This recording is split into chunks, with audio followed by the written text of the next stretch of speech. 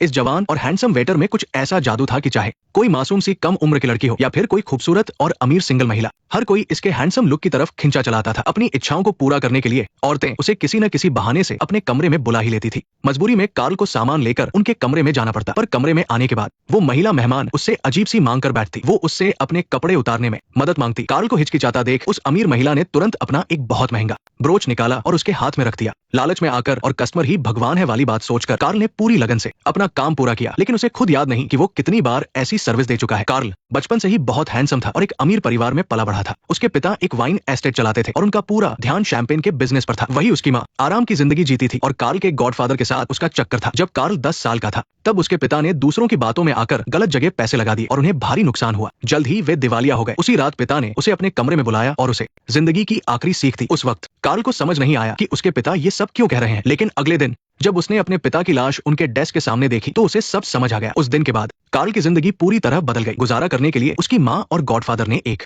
छोटा सा मोटेल खोल लिया और उसे भी वहाँ भारी भरकम काम करना पड़ता। जब वो उस छोटी सी रसोई में काम करता तो उसने खुद से कसम खाई कि वो एक दिन यहाँ से जरूर भागेगा। वह तेजी से बीता और कार्ल एक हैंडसम नौजवान बन गया। जब उसे पता चला कि उसके गॉडफादर पेरिस के एक बड़े होटल के मालिक को जानते हैं तो उसने तुरंत उनसे एक सिफारिशी चिट्ठी लिखवाई ताकि वो बाहर की दुनिया में जाकर अपनी किस्मत बदल सके। उसने अपनी मीठी बातों से गॉडफादर को मना लिया और उनसे कुछ पैसे भी ले लिए। कार्ल अकेला ही बड़े शहर में अपनी किस्मत आजमाने आ गया। उसे पता था कि काम से पहले आपका लुक अच्छा होना चाहिए, इसलिए उसने अपने सारे पैसों से एक बढ़िया सा सूट सिलवा लिया। उसके हैंडसम लुक की वजह से एक लड़की की नजर उस पर पड़ गई और उस लड़की के बोल्ड और खूबसूरत अंदाज ने कार्ल को भी अपनी तरफ खींच लिया। वो तुरंत भागकर उसके पास गया और अपनी जेबें खाली करके दिखाया कि उसके पास पैसे नहीं है, लेकिन लड़की को कोई फर्क नहीं पड़ा। उसने एक सीटी बजाई और एक बग्घी बुला ली। बिना कुछ कहे उसने कार्ल को अंदर खींच लिया। मेरा नाम कार्ल है और मेरा नाम सारा है। इस तरह कार्ल अपनी जिंदगी के प्यार सारा से मिला। जल्द ही वो दोनों रिलेशनशिप में आ गए। प्यार के इस नशे में कार्ल थोड़े समय के लिए अपना करियर बनाने का सपना भूल गया और सारा के साथ खो गया। लेकिन उनके सामने एक बहुत बड़ी मुश्किल आ खड़ी हुई। उस वक्त हर जवान लड़के को सेना में भर्ती होना जरूरी था। इससे बचने के लिए कार्ल ने मेडिकल टेस्ट में बीमार पड़ने का नाटक करने की सोची, लेकिन वहां का नजारा देखकर उसे समझ आ गया कि ये कोई काम नहीं आने वाला। फिर चालाक कार्ल ने अपनी तरकीब बदल दी और अचानक से पागलपन का नाटक करने लगा। इस तरह कार्ल सेना में जाने से बच गया और फिर से सारा के साथ रहने लगा। लेकिन बिना पैसों के चाहे प्यार कितना भी सच्चा हो, जिंदगी गुजारना नामुमकिन था। दोनों के पास कमाई का कोई पक्का जरिया नहीं था। हमेशा साथ रहना काफी नहीं था। इसलिए सारा ने कार्ल को कुछ समय के लिए दूर जाने और उस होटल में एक पक्की नौकरी ढूंढने को कहा जिसके बारे में उसके गॉडफादर ने बताया था। सारा की नम आंखों को देखकर कार्ल ने फैसला किया कि वो कुछ बड़ा करेगा ताकि सारा को एक अच्छी जिंदगी दे सके। वो सीधा पेरिस उसी बड़े होटल में गया जिसके बारे में गॉडफादर ने कहा था। उस शानदार लॉबी और वहां के अमीर लोगों को देखकर कार्ल को पूरा भरोसा था कि उसे यहाँ कुछ बड़ा करने का मौका जरूर मिलेगा। लेकिन असलियत में ऐसा कुछ नहीं हुआ। उसे कोई अच्छी पोजीशन नहीं मिली, बल्कि उसे सबसे छोटे लेवल का वेटर बना दिया गया और एक बहुत ही बदबूदार छोटे से कमरे में बाकी लोगों के साथ रहने को कहा गया। और वहाँ के सुपरवाइजर ने भी उसका फायदा उठाया। मैं तुम्हें तुम्हारी कमाई का 10% दूंगा और अगर तुम पैसे कमा लेते हो तो मैं तुम्हें उसका आधा दूंगा। नया होने की वजह से कार्ल को ये सब समझ नहीं आया। उसे बहुत गुस्सा आ रहा था, इसलिए अगले दिन उसने मैनेजर से सुपरवाइजर की शिकायत कर दी। पर उसे क्या पता था कि वो दोनों मिले हुए हैं। उल्टा उन्होंने ही कार्ल को धमकी दे दी।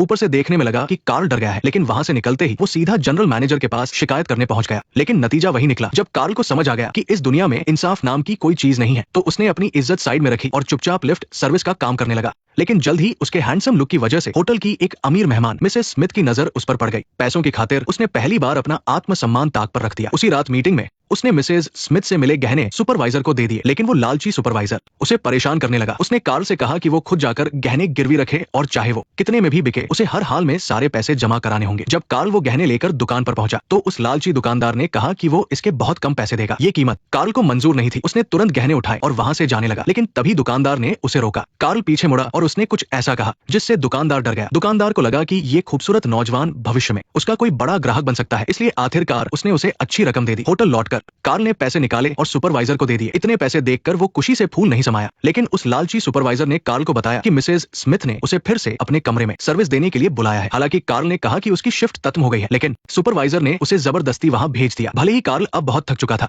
लेकिन उसे फिर से हालातों के आगे झुकना पड़ा। आगे के दिनों में कार्ल मिसेस स्मिथ का खास आदमी बन गया था। चालाक कार्ल पूरी कोशिश करता कि वो मिसेस स्मिथ की हर अजीब इच्छा पूरी करे और इसके बदले उसे बहुत पैसे भी मिलते। इसके अलावा कार्ल की अच्छी सर्विस की वजह से उसे पहचान मिली। मिसेस स्मिथ के पहचान वालों की मदद से उसे जल्द ही बार के वेटर के तौर पर प्रमोट कर दिया गया। अपने हैंडसम लुक और तेज दिमाग से वो जल्द ही इस काम में भी माहिर हो गया। लेकिन एक दिन उसे वहाँ एक जाना पहचाना चेहरा दिखा सारा, लेकिन एक बार वेटर होने के नाते उसे हर समय अपनी हरकतों पर ध्यान देना होता था, इसलिए उसने अपने जज्बातों को दबाया और फिलहाल सारा को एक महत्वपूर्ण मेहमान की तरह ट्रीट करने लगा। क्रूल के शराब डालने जाने के दौरान बहुत समय बाद मिली साशा अपने अंदर के प्यार को रोक नहीं पा रही थी। वो खुद उसके पास गई, लेकिन क्रूल ने बस थोड़ी सी ही दिलचस्पी दिखाई। वो इसके चलते अपनी नौकरी नहीं खोना चाहता था। जब उसे पता चला कि साशा इस बार उसके भरोसे आई है और वो पहले से ही कंगाल हो चुकी है, तो क्रूल ने तुरंत अपने दिमाग में एक धोखे का प्लान बना लिया। साशा भी क्रूल का इशारा तुरंत समझ गई। साशा जैसी लड़की के लिए जो पहले एक एस्कॉर्ट रह चुकी थी, किसी भी आदमी को अपने जाल में फंसाना बाएं हाथ का खेल था। इसलिए साशा जानबूझकर मार्क्विस के पास से गुजरी और ऐसा दिखावा किया जैसे गलती से उसका दस्ताना गिर गया हो। बस उंगलियों के एक हल्के से स्पर्श से ही मार्क्विस साशा की खूबसूरती का दीवाना हो गया। इस तरह मार्क्विस बहुत जल्दी उनके जाल में फंस गया। कुछ समय एक साथ बिताने के बाद मार्क्विस का दिल पूरी तरह से साशा पर आ गया। वहीं दूसरी तरफ क्रूल की जिंदगी बहुत ही भागदौड़ भरी हो गई थी। उसे दिन में काम करना पड़ता था और रात में मैडम ओप और साशा के बीच वक्त बिताना पड़ता था। साथ ही मैडम ओप से मिलने वाले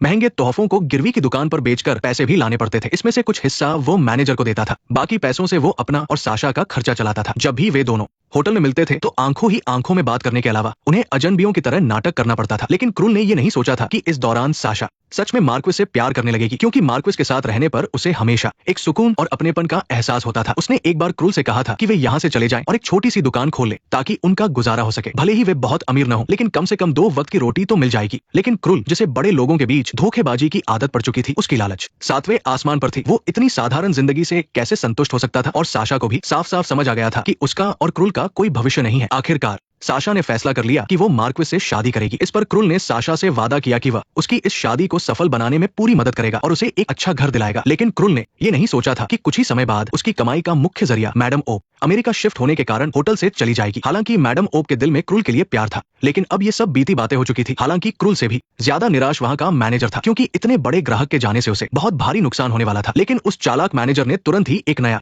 शिकार ढूंढ लिया। वो एक अमीर परिवार की लड़की थी। मैनेजर ने पहले ही भांप लिया था कि ये जवान लड़की हैंडसम क्रूल को मन ही मन पसंद करती है। उसने लड़की को बार बार ये हिंट दिया कि अगर वो पैसे खर्च करे तो उसकी हर ख्वाहिश पूरी हो सकती है। लड़की भी सब समझ गई। उसी रात उसने खास तौर पर क्रूल को रूम सर्विस के लिए अपने कमरे में बुलाया और उसे एक सोने की घड़ी दी। वो चाहती थी कि क्रूल उसके साथ वक्त बिताए, लेकिन हैरानी की बात यह थी कि पैसों के लालची क्रूल ने इस बार उसे साफ मना कर दिया। लेकिन क्रूल जैसे ही कमरे से बाहर निकला, मैनेजर ने उसे धमकी दी, पर यह सब कुछ उस लड़की ने देख लिया। लड़की को आखिरकार समझ आ गया कि पैसे से सर्विस मिलने वाली बात बस मैनेजर का क्रूल को ब्लैकमेल करने का एक तरीका था। इसलिए अगले ही दिन लड़की ने क्रूल का बदला लेने की ठानी। उसने जनरल मैनेजर से शिकायत की कि उस मैनेजर ने उसके साथ बदतमीजी की है। बस इसी एक बात पर मैनेजर को नौकरी से निकाल दिया गया। हालांकि इस घटना ने क्रूल को भी एक सबक सिखा दिया। इस समाज में कोई इंसाफ नहीं है। जिसकी चलती है उसी को दूसरों को कुचलने का हक मिल जाता है, और वो खुद अभी भी समाज के सबसे निचले स्तर पर अपनी जिंदगी से लड़ रहा था। अगर उसे इस सब से बाहर निकलना था तो उसे किसी भी तरह बड़ा आदमी बनना ही होगा। जब क्रूल परेशान था, तभी उसे ऊपर वाले की तरफ से एक सुनहरा मौका मिला। साशा के लिए मार्क्विस का प्यार अब उस हद तक पहुंच गया था जहां से पीछे हटना नामुमकिन था। लेकिन उसके पिता न सिर्फ इस शादी के खिलाफ थे, बल्कि उसे दुनिया घूमने के लिए भी मजबूर कर रहे थे ताकि वो कुछ सीखे। ऐसा न करने पर वो उसे बेदखल कर देते। वहीं दूसरी तरफ साशा ने भी मार्क्विस को आखिरी बार अपना फैसला चुनने का मौका दिया। साशा ने रात 10 बजे उसे एक रेस्तरां में मिलने बुलाया ताकि वो उसका जवाब सुन सके। इस वजह से मार्क्विस बहुत बड़ी दुविधा में फंस गया। वो न तो अपनी प्यार करने वाली साशा को खोना चाहता था और न ही अपनी दौलत को दाव पर लगाना चाहता था। उसे कुछ समझ नहीं आ रहा था। लेकिन साशा ने वहां से जाते ही ये बात क्रूल को बता दी। क्रूल को समझ आ गया कि ये बहुत ही शानदार मौका है। उसने साशा को वहां जाने से मना कर दिया और तय किया कि वो खुद अपने और साशा के भविष्य के लिए एक बड़ा दाव खेलेगा। जैसा कि कहा जाता है कि आपकी पहचान आपके टैलेंट से पहले नजर आनी चाहिए, इसलिए उसने अपने लिए एक बहुत ही महंगा सूट खरीदा और उसी रेस्तरां में पहुंच गया जहां साशा ने मिलने का वक्त तय किया था। वहां वेटर को टिप देकर उसने अपने लिए एक बढ़िया टेबल बुक कर ली और जैसा कि सोचा था,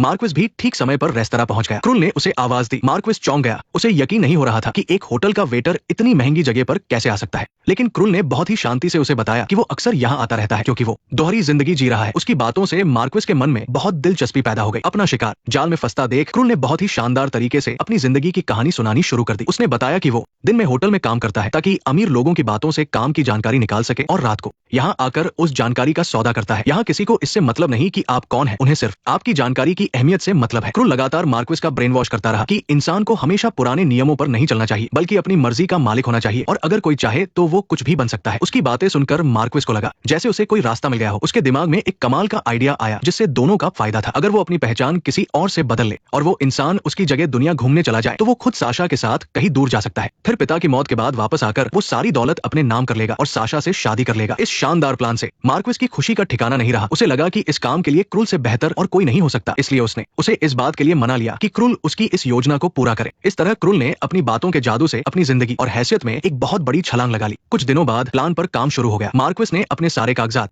यहाँ तक कि खानदान की सबसे अहम अंगूठी भी दे दी ताकि क्रूल आगे चलकर उसकी पहचान के साथ जी सके। दोनों के बीच सब कुछ तय होने के बाद जब मार्क्विस साशा को लेकर जाने लगा तो क्रूल ने उन्हें दिल से अपनी शुभकामनाएं दी। हालांकि तभी साशा पीछे हट गई, अपने सामने उस आदमी को देखकर जिससे वो हमेशा बेइंतहा प्यार करती थी। उसका दिल टूट गया और उसकी आंखों से आंसू बहने लगे। साशा की इस हरकत को देखकर मार्क्विस को भी शक हो गया कि कुछ तो गड़बड़ है। खुद से प्यार करने वाले दो आदमियों के बीच फंसकर आखिरकार साशा ने एक मुश्किल फैसला लिया और मार्क्विस के साथ जाने का मन बना लिया। हालांकि मार्क्विस जानता था कि ये सब एक धोखा है, फिर भी उसने उन्हें माफ करने का फैसला किया। उन दोनों को दूर जाते देख क्रूल को लगा जैसे उसके अंदर सब कुछ खत्म हो गया है। भले ही उसने जिंदगी में जो चाहा वो पा लिया, लेकिन उसने अपने प्यार को खो दिया था। जैसे ही ट्रेन धीरे धीरे आगे बढ़ी वो एक बच्चे की तरह रोने लगा। कुछ हफ्तों बाद क्रूल समंदर पार जाने वाले जहाज पर चढ़ गया। उसने मार्क्विस की पहचान के साथ पूरी दुनिया घूमने का सफर शुरू किया। उस विशाल समंदर को देखते हुए उसे लगा जैसे वो अपने पिता को देख रहा है। उसने अपने पिता को निराश नहीं किया था। उसे समझ आ गया था कि उसकी कहानी अभी तो बस शुरू हुई है। अब वो अपनी एक नई पहचान और जिंदगी बनाएगा। फॉलो कर लो वरना अगली वीडियो मिस हो जाएगी।